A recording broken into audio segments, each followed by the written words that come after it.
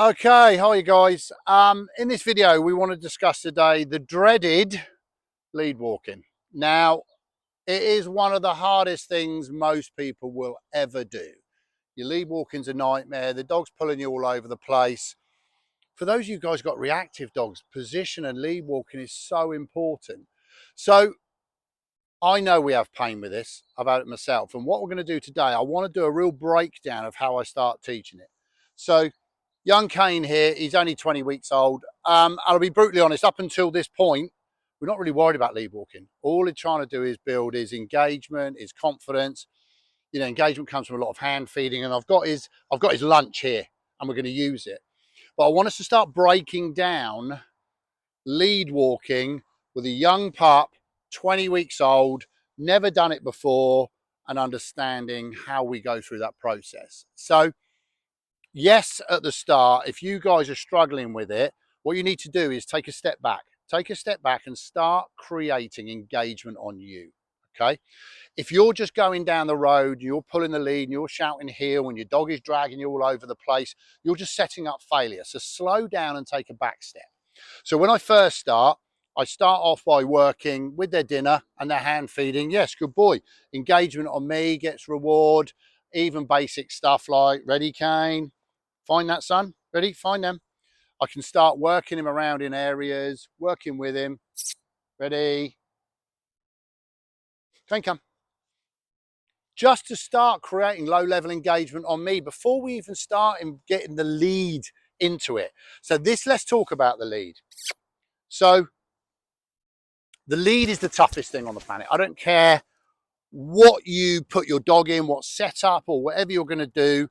Bottom line is this lead, as soon as that lead goes 45 degrees to the dog's back, you're going to start creating a pull. Okay. Now I know the dog started it. So they go in front of you, you pull back. A dog has an opposite reflex. So as soon as they feel that pull back, they lean into it. Okay. When they stop for a sniff and you pull them forward, the next thing they're going to do is lean back. You're trying to drive the car with a handbrake on. You watch the subtleties. If you're walking along the road and you pull your dog in towards you to the left, they'll lean to the right. So an opposite reflex it just happens on all dogs. I don't know. I was talking to someone the other day about horses, and you're thinking, oh my God, you don't steer a horse just with the reins, you squeeze with your leg. If you squeeze with your leg, opposite reflex, it pushes them across. So if we start understanding the mechanics of it, we can see what happens. Okay. Now, setup wise, especially with a young dog, I don't want to be adding loads of pressure. I don't. Putting pressure on dogs just creates that opposite reflex. So I have sort of go-to things. I use a Halti double-ended training lead. Okay, so I can get some length and get some distance away from the dog. These nice, they're like I say there, I don't know if you guys can see that, but this is like the 3 pillows because they're really, really soft. Okay, so I like these. They're made by Halti. Okay, so what I'll start off by doing is I will use a longer lead. I love using a harness with a front clip. Now, there's people out there that are going to tell you a harness creates pulling because you put a husky in a harness. Of course, if I connect my dog on the back, they're in front of me, I pull back, they're going to lean into it. Okay, but what I start doing, okay, sit, good lad. I use this front clip, and what I'm looking at is position. But when we first start, all I want the dog to do is not pull away from the harness. So as soon as, if you look at him, if I pull him to the left, he's automatically leaning to the right. Okay. So what I can start doing here is using my food. So I can get him to start coming towards the pressure. I can start towards the pressure. Good lad, rewarding. I'm just starting to get the dog used to coming towards it. But I don't want to be adding loads of pressure. Okay. So when I start moving with the dog, come, let's go. Let's go. Now you can start rewarding from where you want your dog to be. So don't reward. If I start rewarding, Kane, hang on, found it. If I reward Kane out here, He's going to go out there for the reward. Where do I want him to end up? Here. Nice and close to me. Good things happen around here. Once he starts understanding it, we all sit there and go, I teach my dog to heel. But no, we don't. We go heel, heel, heel. Heel just becomes a pull of the lead. So let's label the position. Heel. Okay? Now, so once we start getting them used to being around here, heel, we can start creating it. You're using their food, you're using engagement, you're using a high motivator, which for Kane is his food. Okay? Stop giving them a bowl of food and then try and find some high level reward they're going to work for. Just getting him used to having this lead on, coming towards the pressure, okay? And actually working with me. Come. Ready? Heel. Yeah? So thinking about position. And those of you that turn around and go, heel should be on the left, you're very, very old school, okay? The reason people go, oh my God, heel work should be on the left is because in obedience, heel work is on the left because your gun's in the right. It's old school. I need my dog to be able to work both sides. Why do I need that? When I'm walking a young dog, an anxious dog, a reactive dog, I will swap the side my dog's on depending on where the issue or the trigger is. So if I'm walking down the road and my dog reacts to dogs and there's a dog over there, my dog's on this side. If the problem's over there, I swap my dog to this side. Okay? So, ready? Yes. Now, you can see the engagement it creates because I'm using their food. Don't be afraid of that, guys. Okay? And we'll touch on that. I do a lot of hand feeding when I first get any dog. Any dog. When I first get them, whether it's rescue, whether it's puppy, I hand feed. Okay? It creates huge engagement on me, right? I need that. Now, if I look, I've got 6. 5 of them get a bowl of food. Young Kane here is still working and learning, so I hand feed him. Okay? So as they get to the point of I've got everything, all right, I'll give them a bowl of food. If I'm going to train, use their food. Stop trying to find another motivator. Use it. They love it. They love that engagement. Okay? Now, so what I want us to start thinking about is position. Where do we want the dog to be and what pressure we're putting on the lead? Okay? So, come. Close. Let's go. Heel. Yes. He's not even worried about this because I'm starting to create a position. Now, this is where you guys are struggling. That's all right in this environment. He's working for his food. He's not worried about the lead. He's just concentrating on that. It's not really lead walking. The problem is with using food, when the motivators get too high, the stimulations get too high, the world is getting a bit more scary, food is probably not a high enough motivator and you'll all find it. So your dog will work really nicely in the garden, really nicely in the house because they're in a safe place and the stimulations aren't great. When we step outside, we're starting to lose engagement. We're starting to lose, the stimulations are too high. They probably won't take food. Well, unless you've got Labrador. You've got Labrador, they'll take food anyway. So when I start getting into that situation, this is where I start working the lead. I'm not going to beg the dog to take the food because it's going, I don't want it. Okay. So what I want you to think about, it's all about setup. Okay. So dog's front leg, my leg. Okay. That is the perfect place to have a dog in. Okay. Now, heel work is great. I don't work heel work as an ego trip. It's the safest place for my dog next to me with a loose lead. Okay? It's everybody's dream. So what I want to start looking at, okay, I'm going to go his leg, my leg, and then I'm connected, as you can see, on the front. And I will shorten this up. So, come. Let's go this side. So I am in a nice relaxed position and I will squeeze up just as a brake to stop them going in front of me, and then I loosen. Everything in my head is saying, can I take the pressure off the dog? So it's just a brake. As soon as you find this going 45 degrees to his back, you're then creating a pull.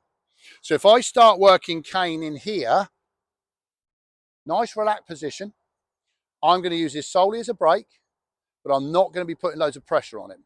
So when we start walking, come on, Kane, let's go. This little brake on and off.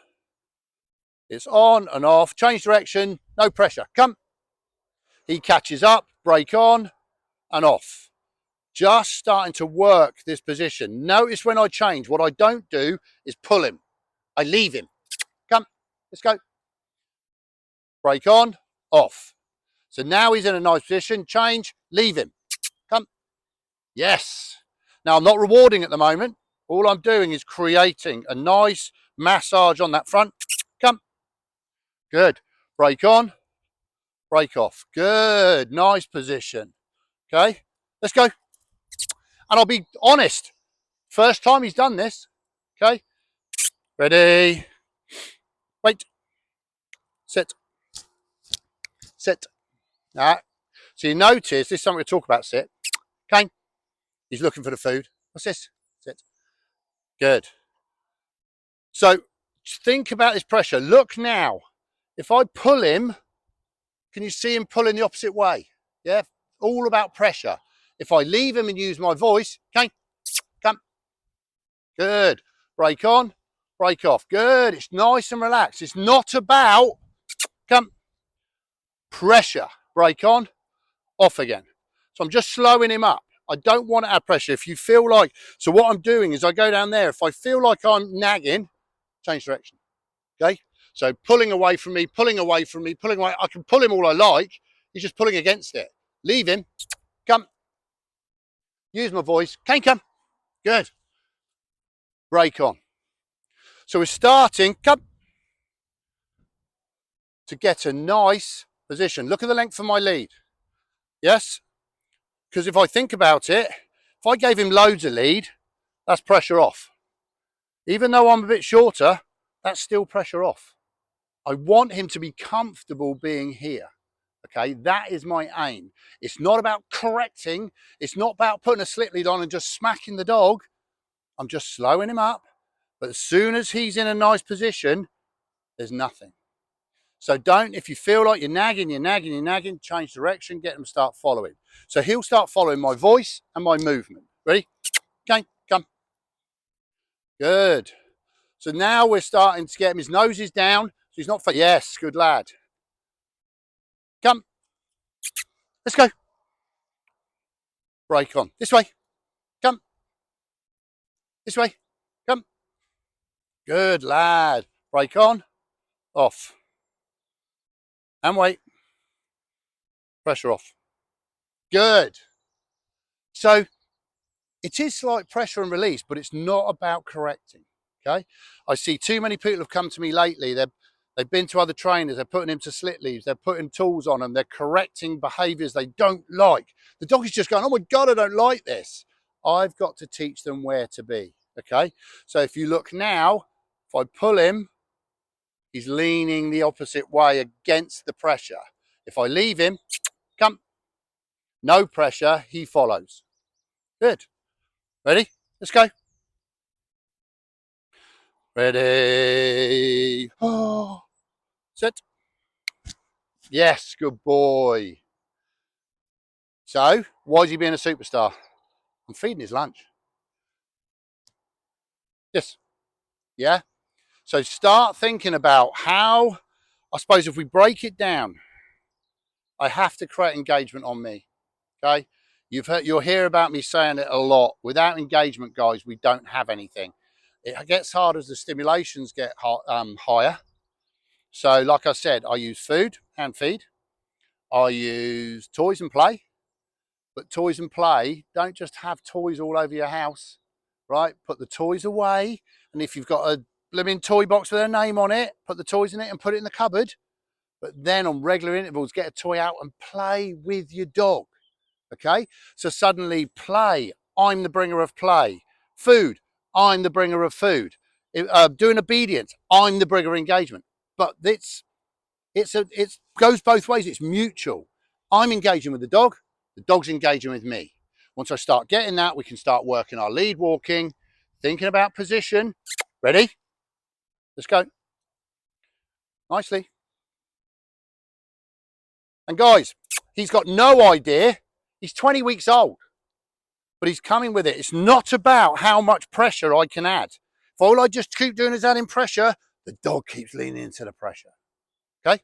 So, start off with engagement training. Once we start creating engagement training, Start practicing your lead walking in the house, no stimulations. Can you walk around the house on a lead with your dog? If you change direction, they change direction. If you stop, they stop. Then go in the garden. Then go out the front of the house. If you are just walking around the block and the dog is dragging you around, no, take a step back. Okay? So lead walking is probably the toughest thing you will ever do, because pressure and release is a nightmare. Yeah? If you're the guy just smacking the hell out of the dog, trying to get it to listen, that's not going to do it. All your dog's going to be is fearful of you. They might do it, but they're scared of you. Okay? I want us to get the dog through engagement, through bond. They want to stay with me. Wherever I go, let's go. Let's go. It's not about pressure. Yes, you superstar. Okay? So I hope that all makes sense. It's a breakdown on how we need to do it. So if you're just going out, the dog is dragging you everywhere, take the pressure off yourself and the dog. Take a step back. Work in your garden, work in your house, work in your front drive. I said to someone locally to me, they lived 100 yards from the park. I said, don't spend all that time teaching it in the doors and in your house and the rest of it, and then go to the park and get dragged to the park. Put them in the car, drive to the park. Don't undo all that work you've done, okay? But lead pressure, the setup you've got your dog in, all these things will determine whether you're going to be successful, okay? Now, there's lots of different setups you can look at, but basically, don't forget, as soon as this thing goes 45 degrees to a dog's back, you're going to create a pull. Dog started it, you'll pull him back, they pull harder. So think about position, think about the stimulations you're taking them out to, okay? Stimulations are too high, they can't even hear you, okay? It's like having a kid in a ball pit. You know, you have your kid sat on a sofa and say, come here, they're probably going to come here. If you put them in a ball pit with 6 mates and say, come here, they're not going to hear a single word you just said, okay? So if the stimulations are too high, that's not the place to do it. We build. It's proofing. You proof it in the front room, you proof it in the garden, you proof it out the front, you proof it in the park. Build out, okay? Hope that all makes sense. Kane's been a superstar, as long as he keeps going. And by the way, in a minute, hit adolescence, and I know it's all going to go out the window, but we'll deal with that later. We'll do a video on that. Ready? So when you think about position, are you pulling or does the dog want to be there? Kane, come. Yes. This way. Come. So from me and Kane, we'll see you later.